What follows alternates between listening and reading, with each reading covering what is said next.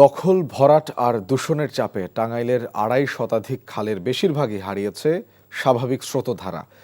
যে লৌহজং নদী একসময় ছিল মালবাহী নৌযান আর জাহাজ চলাচলের প্রাণাঞ্চল, সেখানে ছোট্ট ডিঙি নৌকা চলার পথও এখন আর নেই। কৃষকের সেচের ভরসা খালগুলো দখল আর পানি শূন্যতায় বিপর্যস্ত। পানি উন্নয়ন বোর্ড বলছে সরকারের খাল খনন কর্মসূচির মাধ্যমে দখলমুক্ত করে ফিরিয়ে আনা হবে নদী ও খালের স্বাভাবিক প্রবাহ।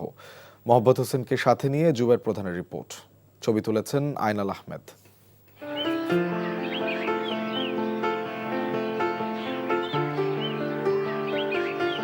বড় মৌসুমের এই সময়টাতে জমিতে সেচের চাপ সবচেয়ে বেশি।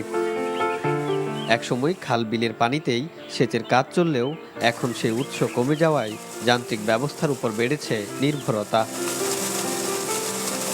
জ্বালানি তেলের দাম বাড়ায় বেড়েছে সেচের খরচ। একদিকে পানির সংকট, অন্যদিকে বাড়তি ব্যয়। দুই চাপে কৃষকের উৎপাদন খরচ বাড়ছে দিন দিন।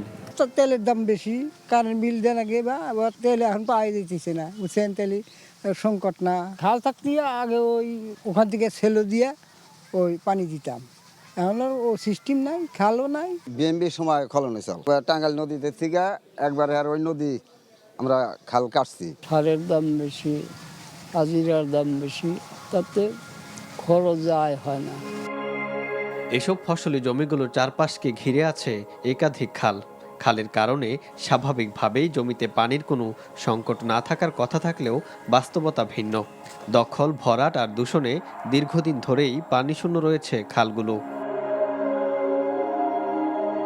টাঙ্গাইল শহরের নদী ও খালগুলোও মানুষের নির্বিচার হস্তক্ষেপে আজ মারাত্মকভাবে বিপর্যস্ত। প্রাণ প্রকৃতি ধ্বংসের পাশাপাশি বাড়ছে পরিবেশ দূষণ, যার সরাসরি প্রভাব পড়ছে মানুষের স্বাস্থ্যের উপর। এই জায়গায় মানুষ আগে গোসল করতো, মাছ মারতো, সব কাজ করতো। এই জায়গা নৌকা চলাচল করতো, স্টিমার চলাচল করতো। এদিক দিয়ে মনে করেন যমুনা সেতু দেয় না, মনে মধ্যে দলের সেতু ঢাকাতে বাইরে গেত গা। বিভিন্ন বাসা বাড়ির থেকে মনে করেন ময়লার ড্রেনটা মনে করেন যে নদীর মধ্যে ঠেলাই দিচ্ছে। ভালো মানুষই অসুস্থ হয়ে যায়। আমি মাঝে মাঝে এই জায়গাটা আসি না, ওই জায়গাটা ঘুরে যাই। টাঙ্গাইল শহরের বুক চিড়ে বয়ে চলা লৌহজং নদী, একসময় যেখানে চলতো বড় বড় নৌযান, আজ সেই নদী হারিয়ে যাচ্ছে মানুষের দখল আর দূষণের চাপে।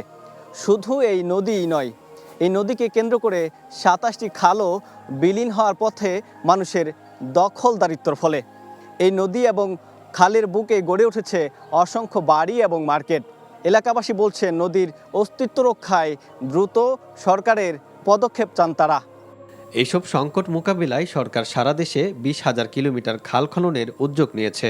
প্রাথমিকভাবে টাঙ্গাইলে ৩টি খাল খননের উদ্যোগ নেওয়া হলেও পর্যায়ক্রমে সবগুলো খাল পুনরুদ্ধার করে খননের কথা জানান পানি উন্নয়ন বোর্ডের নির্বাহী প্রকৌশলী। আমরা প্রাথমিকভাবে উচ্ছেদের অবৈধ স্থাপনার লিস্ট করব, লিস্টে করে জেলা প্রশাসনে আমরা প্রেরণ করব। প্রেরণ করার পর আমরা উচ্ছেদ অভিযান হাতে নেব, তার আগে ওনাদেরকে সতর্ক করব স্থাপনা উচ্ছেদের জন্য।